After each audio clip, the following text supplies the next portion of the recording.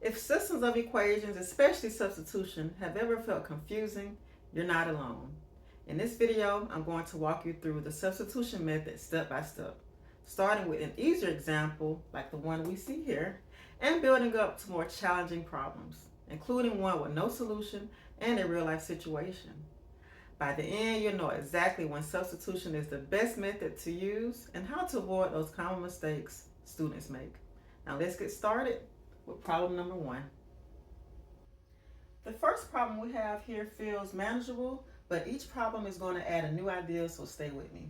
So the first one we have here for the substitution method, we have y equals negative x plus 5 and 2x plus y equals 11.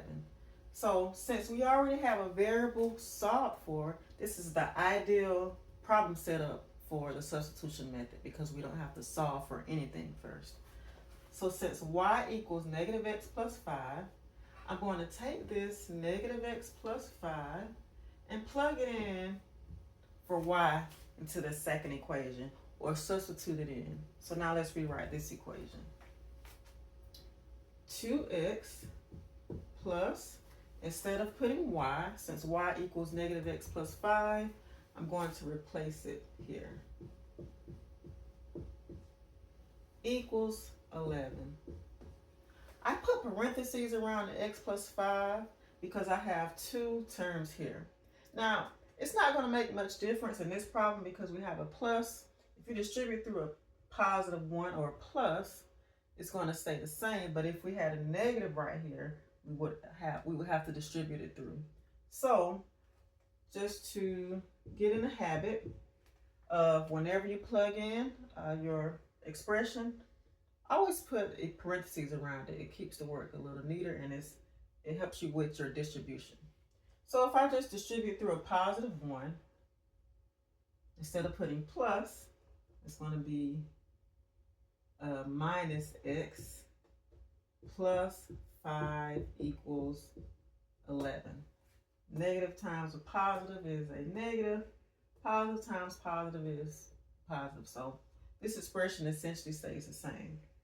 And now I have an equation where I just have to combine like terms and end up with a two-step equation and solve. So I have 2x plus minus x, that is x.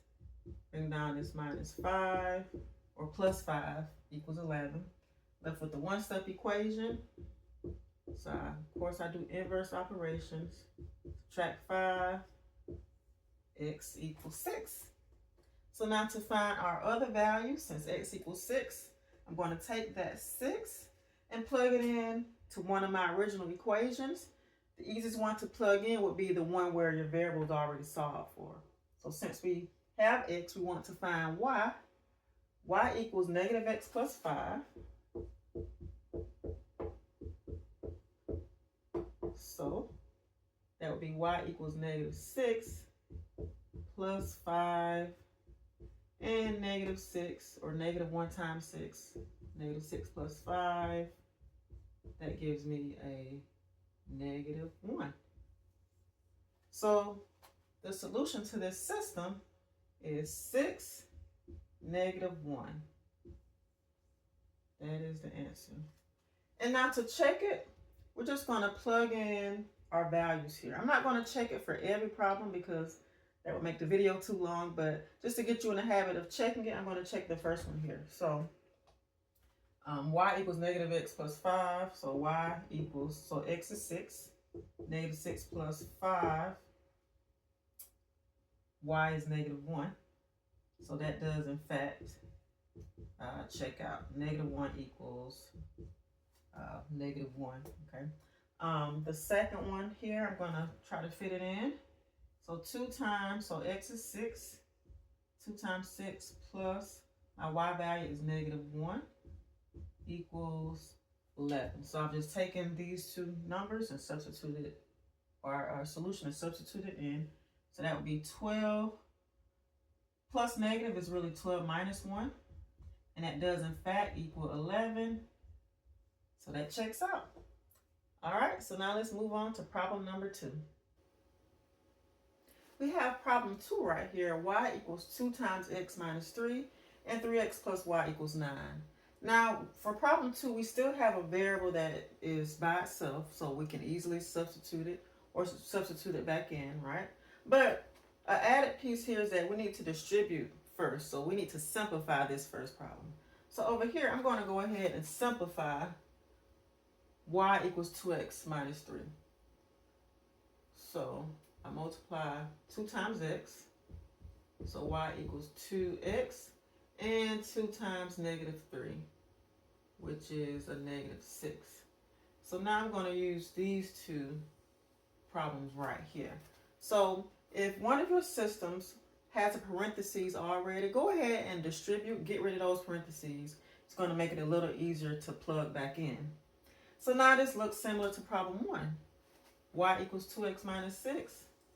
Plug in at 2x minus 6 for y.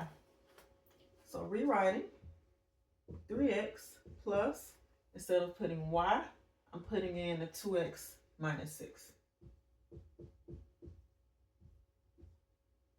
All right, distributing that positive through, that's just still going to be 2x minus 6. And I forgot to put the equal. Can't be an equation, or can't be an equation without an equal sign. All right, so combine like terms, solve the two-step equation. All right, so 3x plus 2x is 5x minus 6 equals 9. Inverse operations, add 6, 5x equals 15. Last up, divide that one-step equation, and x equals 3. Now, we want to find y. I'm going to plug it back in. Plug x in, so x is 3. I'm going to plug it into the second equation. That would be 2. So we read this as 2 times x. So when I substitute it, that's going to be 2 times 3 minus 6. 2 times 3 is 6. 6 minus 6 equals 0. So my final answer to this system, I'm going to write it here, is 3, 0. Okay, and I'm going to check this one as well. The rest, I'm not going to check, again, just to get you in the habit of checking. 3, so my x is 3. Plus 0 equals 9.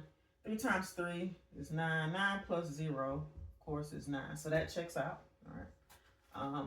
Y is, I'm plugging it into the second equation. So 0, which is y, equals 2 times 3 minus 6. And of course, 2 times 3 is 6. 6 minus 6 does in fact equal 0. So of course you can do that mentally, but again, just make sure you mentally, or if you need to write it on paper, that's fine. Go back and plug in your answers to check it to make sure it's correct. All right. So now let's move on to problem number 3. Okay, now we're at problem number 3. We have x plus 2y equals 11 and 4x minus y equals 17. So we can clearly see that we don't have a variable that is by itself on one side of the equal sign. So we need to solve for a variable first in this problem. Now, we want to look for the variable that is by itself or with a coefficient of 1 and that has a positive coefficient of 1. So the two variables that are by themselves are x and negative y. The easiest variable to solve for would be x because it's positive. So the only thing we would have to do is subtract 2y.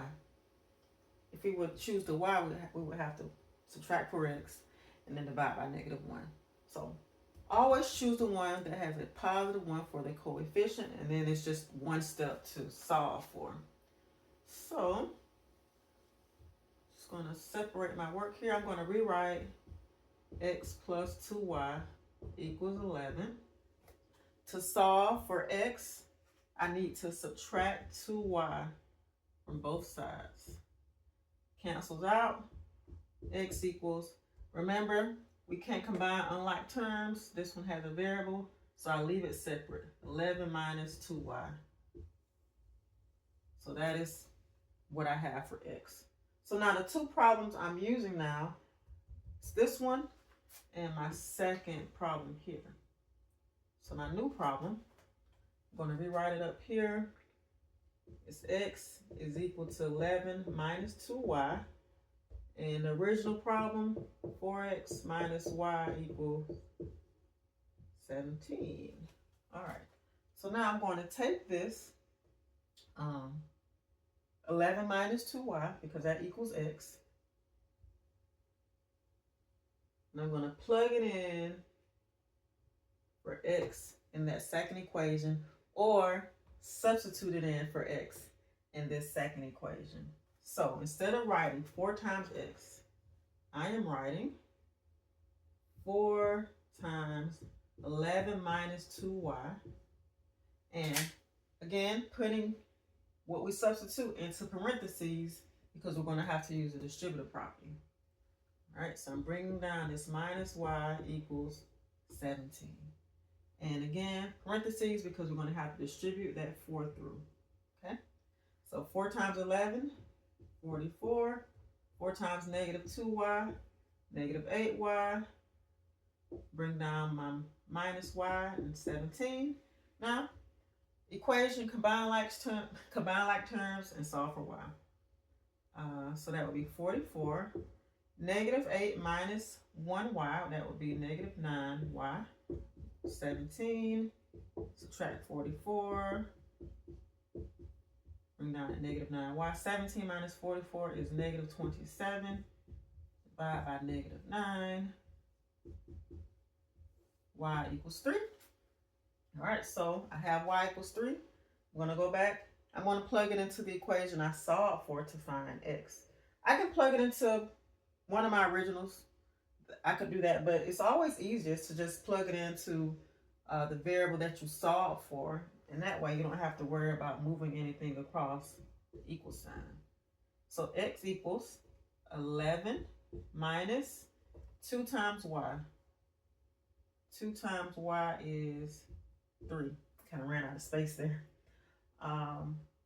So instead of 2 times y, that would be 2 times 3. So 11 minus 6. Again, order of operations, we multiply before we add or subtract. So that would be 5. So my final answer, I'm going to write it up here, is 5, 3 for this system of equations. All right. So now let's move on to problem number 4. For problem number 4 here, we have y equals negative 2x plus 2 and y equals negative 2x plus 5. So we notice here that both equations already have a y or a variable already solved for. And this is actually written in slope-intercept form. Okay, but I'm going to solve this. But before I solve this, I could look at this problem and easily say that this problem has no solution. And I know that if you're familiar with, or if you remember, hopefully you remember, graphing in slope-intercept form, these are slopes. So if you have the same slope, which is negative 2, and different y-intercept, these lines are parallel. So you can easily say this is no solution. So same slope, which is the number in front of x, different y-intercepts, these are parallel lines. So I can already put that this is going to be no solution. But I'm going to show you solution. Y. So if both of these equations equal y, I could set them equal to each other. So negative 2x plus 2 equals negative 2x minus 5. Or you could say I'm plugging this piece in for y right here. So now let's solve it. If I combine my variables, if I add 2x to both sides, what happens? My variables cancel out, right? So I'm left with 2 equals negative 5. That is not possible. So again, the answer to this problem is no solution. Okay, we finally reached the last problem, which is our word problem here. So it says a smoothie shop sells fruit and protein smoothies.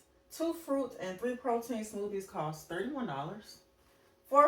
4 fruit and 1 protein smoothie costs $27. We want to find the cost of a fruit smoothie and a protein smoothie. I didn't put that last line because I didn't want to take up too much space. But we want to find the cost of a protein and a fruit smoothie. So first thing we have to do is set up a system, okay? So we need to define our variables. So we have 2 different items here. We have a smoothie that is fruit and one that is protein, right? So I'm going to define my variables. I'm going to say F is for fruit and P is for protein. Just makes it easier to distinguish, and that way you don't have to use X and Y, but if you use X and Y, that's fine, but I'm using F and P. So now to set up our system, we have 2 fruit smoothies and 3 protein smoothies cost $31. So 2 fruit. So my first equation, that would be 2F and 3 protein. So in addition to that, 3 protein, so 3P equals $31. All right. Next, 4 fruit, 4F. In addition, I have 1 protein smoothie, so that would just be 1P, which is P equals $27. So this is where I got my 2 equations from. So now I have my equations. I don't have a variable that is solved for off the bat, but I have a P that is by itself. So I'm going to take this P and solve. So instead of rewriting the equation, I'm going to just leave it. I subtract 4F, cancels out. P is equal to 27 minus 4F. All right. So now let's write the 2 equations we're going to use. We're going to use our original here that we didn't solve anything for. So that would be, let me just write a line here. All right. 2F plus 3P equals 31. And P equals 27 minus 4F, my new equation. Substitution, hopefully by now we know, okay, P, so my variable P, or the variable that's by itself, I can plug it in. So 27 minus 4F, I plug that in for P in that first equation here. So I bring down, so that would be 2F plus 3, instead of putting P is 27 minus 4F equals 31. All right. Just solving this, 54, 12, 25, 50, 76. 3 times 27 is 76. No, 81. 81 minus 12F equals, all right. So now we combine our like terms. 2F minus 12F, that is negative 10F plus 81 equals 31. Subtract 81, negative 10F equals negative 50. Divide by negative 10, and F is equal to 5. So fruit smoothies cost $5. So we can say fruit, $5. That's a 5. My dollar sign isn't the best. Let me rewrite that. $5. Let me add the 0. Okay. And then I need to find a protein smoothie. I'm going to put it right here since I have an answer here.